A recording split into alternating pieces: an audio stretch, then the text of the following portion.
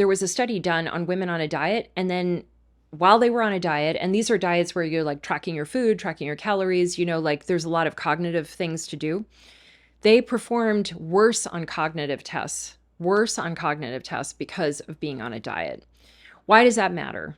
Well, if the goal is to sail on in your life with a healthy weight that you can manage, how are you going to get there by doing things that actually drain you, that feel draining, that pull you down in other aspects of your life that are difficult and or impossible to sustain because they're not fun?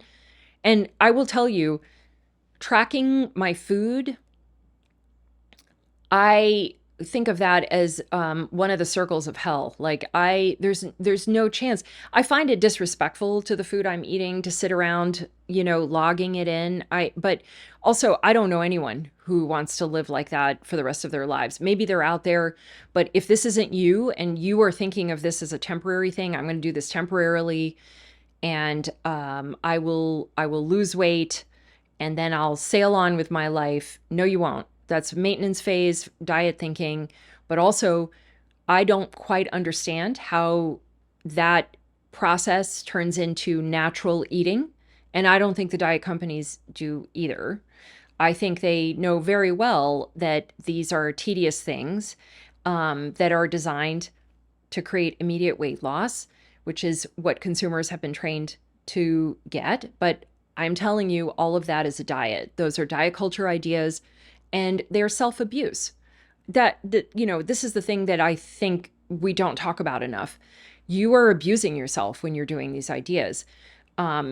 You're hurting yourself, both in terms of what you think you can do, what you think you have to do, the amount of, and if you are on a diet, this is another great way. Actually, I didn't even put this on my list, but let's talk about it. If you are doing something to lose weight and it's generating a lot of negative self-talk, right? You're talking to yourself in a very disrespectful way, in a very critical way. I want you to understand that that is a byproduct of doing a diet. That you're talking to yourself in this way because you're doing something that is awful. And instead of blaming the diet because we think, well, we want to lose weight and therefore here's this method and I must be the problem, you are not the problem. The problem is the method. The problem is your lack of having a greater understanding. The problem is not enough awareness of good nutrition. And there's some other things that need to be understood. But you and your essential self are not the problem. And so what I really want you to do, now that you've heard all the different ways something is a diet, I want you to leave here and go sit down and think about what I've said and forgive yourself. That's what I want you to do.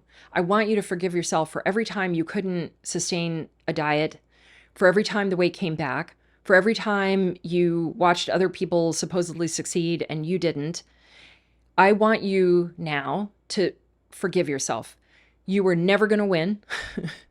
Diets are not set up for you to win. They're set up for you to do something temporary and have a temporary result. That's it. That's all that ever happened. There is a better way.